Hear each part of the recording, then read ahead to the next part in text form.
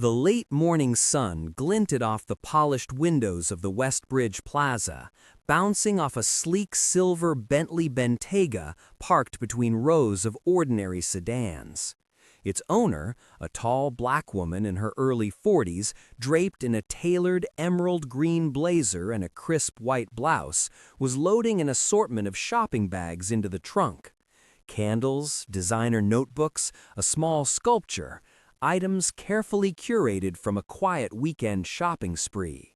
Her name was Amara Wallace, CEO of a thriving tech company known for her keen strategic mind and unshakable composure. A few spaces away, a woman named Claudia Mason froze mid-step, her iced coffee trembling in one hand as she stared at Amara. Her eyes narrowed, mouth twisting into a thin line of disbelief.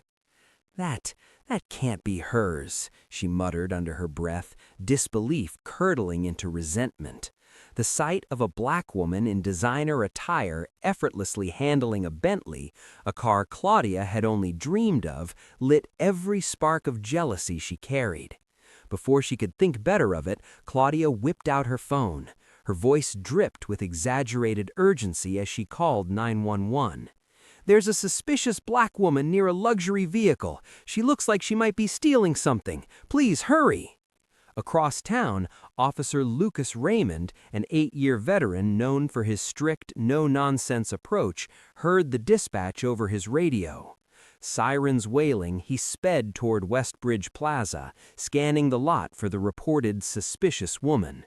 His eyes immediately landed on Amara, her posture calm, her hands neatly placing shopping bags into the trunk. "Ma'am, step away from the vehicle," he barked as he approached, hand hovering near his sidearm. Amara turned slowly, exuding composure. "Excuse me, officer," she said calmly. "I'm loading my own car. You're going to need reasonable suspicion if you intend to detain me." Raymond's jaw tightened. A report of a suspicious person near a luxury SUV was all he had. Shopping, however, was not a crime. He stepped closer, the afternoon light catching his badge, his expression unreadable. At that moment, Claudia couldn't contain herself. She stormed toward the scene, her voice shrill. "Don't believe her! Check that car! She's lying!" Amara's eyes met Claudia's, steady and unwavering. "You watched me shop. You saw me handle these bags. What exactly do you think I stole?" The officer stiffened, unsure how to proceed. A small crowd had gathered, curious shoppers raising their phones to record. The plaza felt like a stage, every eye on Amara and the unfolding confrontation. Raymond repeated his command. "Step away from the vehicle, ma'am." "I already am," Amara replied, voice steady. "You've seen the keys respond to me. The registration matches my ID. There is no crime here. What is your reasonable suspicion?" Claudia, undeterred, interjected again. "Search the trunk. She's probably hiding something. People like her always—" "Stop," Amara interrupted sharply. Her tone carried the authority of someone used to being heard, but without anger. "Your prejudice isn't evidence. You called the police because you were uncomfortable seeing someone like me succeed. That's not a crime." Raymond's fingers twitched near his radio. Pride battled protocol. "Ma'am, your attitude is making this difficult. I'm going to search the vehicle." "No, you are not," Amara said, taking a deliberate step back. "I do not consent to a search of my car or property. This is my constitutional right." The crowd murmured. Phones shifted from casual curiosity to active filming. The tension thickened like a storm cloud over the plaza. A teenager whispered to their friend, "She's standing her ground. Why is he pushing it?" Amara reached into her designer tote and pulled out a small laminated card. She held it up for the officer and the bystanders to see. The sunlight caught the embossed logo. "I am Amara Wallace, CEO of Wallace Technologies. Attempting to detain me without cause is a serious violation. You are conducting an unlawful stop." A hush fell. Claudia blinked, momentarily unsure, as if she'd just realized the magnitude of what she'd instigated. Raymond's jaw tightened. The badge he had once wielded as authority now felt it weighed differently in the presence of someone who could challenge him legally, professionally, and publicly. "Turn around," he said finally, voice cold, betraying no emotion. "You're under arrest for interfering with an ongoing investigation." Amara exhaled once, controlled, precise. She let the handcuffs snap onto her wrists without resistance. Cameras recorded every second. This was no longer a simple parking lot misunderstanding. It was now a spectacle fueled by ignorance and jealousy. As Raymond led her toward his patrol car, Amara's mind worked methodically. Every word, every action, every violation she witnessed would be documented. From the 911 call to the officer's body cam to the eyewitness recordings, everything mattered. She had faced challenges before, but this was different. This was personal, and it was public. Even as the metallic click of the handcuffs bit into her skin, she remained calm, aware that the eyes of the world, strangers, cameras, potential allies, were watching. If a stranger's envy could trigger a police stop, handcuffs, and criminal charges over something as innocuous as shopping, then the system itself could be tested, challenged, and held accountable. And Amara Wallace, CEO and strategic extraordinaire, was ready to do exactly that. Before we continue, where are you watching this story from? Drop it in the comments below. If you believe that success and authority shouldn't be punished because of prejudice, smash that like button. The patrol car ride was silent, the city streets sliding past in a blur of sunlight and reflections. Amara's hands rested calmly on her lap, the cold metal of the handcuffs pressing into her wrists, but her mind was anything but idle. Each passing second was a calculation: how the 911 call had been framed, how the officer had ignored clear evidence, and how she could turn this unlawful detention into accountability. Officer Raymond drove with a tight grip on the wheel, the hum of the engine filling the space between them. Pride and routine warred within him, but something had shifted since the plaza confrontation. He couldn't shake the way Amara's calm authority had cut through his assumption-driven instincts. His radio crackled intermittently, updates about the suspicious woman, each one a reminder that a lie had triggered the entire incident. By the time they reached the Westbridge police station, a small crowd of curious onlookers had gathered outside. One teenager waved a phone, signaling that footage of the arrest was already going viral.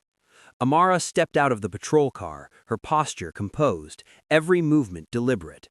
The clicking of her heels against the tile of the station lobby resonated like the ticking of a clock, each second counting toward the unfolding strategy she had already begun to formulate. Sergeant Elena Vargas approached, her brow furrowed as she studied the situation. She recognized the weight of presence in Amara's every gesture. "Where exactly did the arrest occur?" she asked Raymond quietly, voice edged with skepticism. "Suspicious person near a vehicle," he muttered, avoiding her eyes. She refused to cooperate. Vargas looked directly at Amara. "May I see some identification?" Amara produced her corporate ID and a government-issued license, holding them deliberately for the sergeant and Raymond to see. Her calm authority was unmistakable. "This is Amara Wallace, CEO of Wallace Technologies," she said evenly. "Attempting to detain me without cause is unlawful. I expect that any reports generated during this arrest reflect the facts, not prejudice." Vargas studied the cards, her expression softening. "I see, and you were detained because—" Amara's eyes flicked toward Raymond, whose jaw tightened under the sergeant's scrutiny. "A false 911 call alleging suspicious behavior. I am now in custody for refusing to comply with an unlawful search. The situation is recorded by bystanders and body cam footage. This will all be reviewed." Inside the booking area, the tension escalated. Raymond attempted to follow protocol, but every step he took reminded him of the authority and precision Amara wielded effortlessly. Cameras on phones captured her calmly presenting identification and asserting her rights, the juxtaposition of power between them growing ever starker. Amara noticed the minute details, the angle of the cameras, the reactions of fellow officers, and the potential chain of evidence that could be used in her favor. She remained polite, cooperative where required, but every word was intentional, every gesture calculated to ensure clarity and accuracy for her forthcoming case. Meanwhile, outside, Claudia Mason had returned home, oblivious to the growing storm. The initial satisfaction of seeing her prejudice enacted had faded into unease as she realized her actions had unleashed a far larger chain of events than anticipated. Back in the station, Amara's strategic mind shifted to action. The first call went to her personal legal counsel, a trusted civil rights attorney with experience in high-profile cases. The second call was to the regional board overseeing emergency response conduct, ensuring that the 911 call and dispatch logs would be preserved. The third went to a federal oversight contact, alerting them to potential violations of civil rights under color of law. Each call was concise, professional, and precise, creating a web of accountability that would ensure her detainment and the officer's actions were scrutinized. She was meticulous, taking mental notes of every officer's name, rank, and demeanor, every detail a potential cornerstone in the strategy she was quietly constructing. Hours passed, the booking process progressing slower than usual due to the nature of her position and the crowd of observers still filming the interaction. Amara remained calm, her focus unbroken. She anticipated the questions, preemptively addressing inconsistencies in the false reports, noting discrepancies between the 911 call and the actual timeline. Sergeant Vargas returned after a private discussion with her superiors.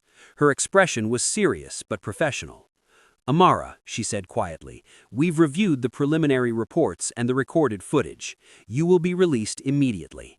I apologize for the unlawful detention. It appears there was no basis for your arrest." Amara's posture remained poised. "Thank you. I appreciate your swift response. I also expect that all documentation is corrected to reflect the true sequence of events. I will be pursuing formal action to ensure accountability, not for personal gain, but for precedent and justice." As the handcuffs were removed, the metal falling with a soft click, the power dynamic shifted visibly. Raymond remained rigid, jaw clenched, his internal conflict visible to anyone watching. The difference between unchecked authority and measured power had never been more apparent. Outside the station, the sunlight had begun to soften, casting long shadows across the plaza. Amara stepped into her waiting vehicle, her posture calm, eyes alert. Her mind was already outlining the next steps, compiling evidence, organizing witness statements, and ensuring that Claudia Mason's false report could not escape scrutiny. She reflected briefly on the broader implications. A single act of prejudice had escalated into a scenario that could expose systemic failures in emergency response protocols and policing practices. Her experience in corporate governance and strategy gave her a unique perspective. This was no longer about herself alone. It was about ensuring that accountability mechanisms functioned effectively. By evening, Amara had begun drafting the initial outlines of her case. The 911 recording, body cam footage, and multiple eyewitness videos formed a clear narrative. Each timestamp, each statement, each recording was meticulously cataloged. By the time the city lights flickered on, she had a detailed, organized plan ready to be formalized to the following morning. If someone's envy could trigger a false arrest, she thought, then the system itself must be able to correct such abuses, and Amara Wallace was prepared to ensure it did. For those watching this story unfold, consider this. What would you do if you were unjustly targeted because of someone else's jealousy or prejudice? Drop your thoughts in the comments below. If you believe accountability should apply equally, no matter one's wealth or authority, hit that like button. The next morning, Amara Wallace sat in her home office, the city skyline glowing behind her floor-to-ceiling windows. Sunlight bounced off the glass, illuminating the array of files and digital evidence she had meticulously organized overnight. The 911 call, the officer's body cam footage, eyewitness videos, timestamps, and statements, all cataloged with precision. This was more than a personal victory, it was a blueprint for accountability. Her first call of the day went to her civil rights attorney, Jordan Phillips, who had spent years handling cases where prejudice intersected with misuse of authority. "Jordan, we have everything we need," she said calmly. "I want this documented and filed immediately. We're going for both the officer and the woman who filed the false report." "Understood," Jordan replied, impressed. "This is airtight. The evidence, the witnesses, everything points to unlawful detention and racial profiling. You've built a bulletproof case." Next, Amara contacted the Internal Affairs Division of the Westbridge Police Department, ensuring that all body cam footage, dispatch logs, and incident reports were preserved. Every phone recording captured by bystanders had been uploaded to a secure server. Nothing would be lost or overlooked. Meanwhile, Officer Lucas Raymond received word that Internal Affairs was reviewing the incident. He sat at his desk, tension etched into his face, realizing the magnitude of the misstep. His actions, triggered by a false report and personal assumptions, were now under intense scrutiny.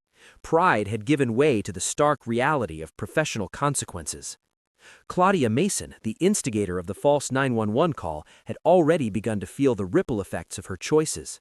By the afternoon, law enforcement had traced the call, verifying that it had been deliberately misleading. The woman who thought she could manipulate authority with jealousy and falsehoods now faced potential legal repercussions. Amara's strategy was methodical. She drafted a formal complaint detailing the events, the initial false report, the officer's unlawful detention, and the psychological and reputational impact of the incident. Each section referenced timestamps, recorded evidence, and applicable legal statutes. By evening, the complaint was submitted to the appropriate federal and civil oversight authorities. Public attention began to mount. Videos uploaded by bystanders went viral, capturing the moment Amara had asserted her rights and the officer's increasingly rigid demeanor. The juxtaposition was stark: calm authority versus unchecked bias. Social media platforms buzzed with commentary, highlighting the injustice and the courage it took to stand firm. By the end of the week, law enforcement had made contact with Claudia Mason. The investigation revealed her actions had been motivated purely by envy and prejudice. Charges were filed for filing a false police report, and with the racial motivation evident in her statements and conduct, a hate crime enhancement was added. Officer Raymond faced internal disciplinary action. The body cam footage, dispatch recordings, and eyewitness accounts painted a clear picture. A detainment executed without reasonable suspicion, compounded by the refusal to heed evidence presented by a credible, authoritative professional. He was suspended pending review, with the likelihood of termination looming. Amara, however, remained focused on the broader goal. The lawsuit she filed sought not only restitution for herself, but also systemic reform. Policies to prevent false reporting, better officer training on implicit bias, and clear procedures for interacting with high-profile professionals and individuals asserting their legal rights. She wanted accountability to be more than a personal victory. It had to set a precedent. Weeks later, a settlement was reached. Claudia Mason faced legal penalties, including fines and community service, alongside the hate crime enhancement. Officer Raymond was dismissed and referred for further legal review for violating constitutional rights under color of law. The civil lawsuit was settled with a substantial financial judgment, but for Amara, the value lay not in the money, it was in the principle and precedent it established. Sitting back in her office, Amara reflected on the chain of events. 2 hours of her life had been altered by prejudice and assumption, yet the outcome reinforced her belief in strategic, evidence-based action. Success and authority, she realized, were tools not only for personal gain, but also for enforcing accountability and justice in a world often clouded by bias. Her staff, once briefed, rallied behind her. The company had faced headlines, yes, but Amara's poise and meticulous planning had transformed what could have been a public relations disaster into a powerful message. Unfounded prejudice can be challenged, exposed, and corrected. In the days that followed, Amara shared her story selectively, emphasizing the importance of standing firm in the face of false accusations, documenting interactions meticulously, and using authority responsibly. Her experience became a case study, demonstrating how strategic, calm action could dismantle the power of unchecked prejudice. She also reflected on the community reaction. The shoppers who had initially witnessed the incident, the teenagers filming, and even the casual bystanders, all had seen what justice could look like when someone refused to be intimidated. The ripple effect of one well-documented stand was enormous. For those watching, Amara's story offers a critical lesson. When confronted with bias or false accusations, clarity, composure, and strategic documentation are powerful tools. It's a reminder that authority and accountability can and must work hand in hand to correct wrongdoing. Amara sat back, sipping her tea, the city lights shimmering in her office window. She had reclaimed her morning, her dignity, and set a precedent that would resonate far beyond Westbridge Plaza. A single act of envy had been transformed into a story of justice, resilience, and empowered action. If you believe that false accusations should carry real consequences, hit that like button, share this story, and let us know in the comments how you would handle such a situation. Accountability shouldn't depend on wealth, status, or authority. It should be universal. And with that, Amara Wallace, CEO, strategist, and now symbol of steadfast resilience, closed her laptop. Justice had been served.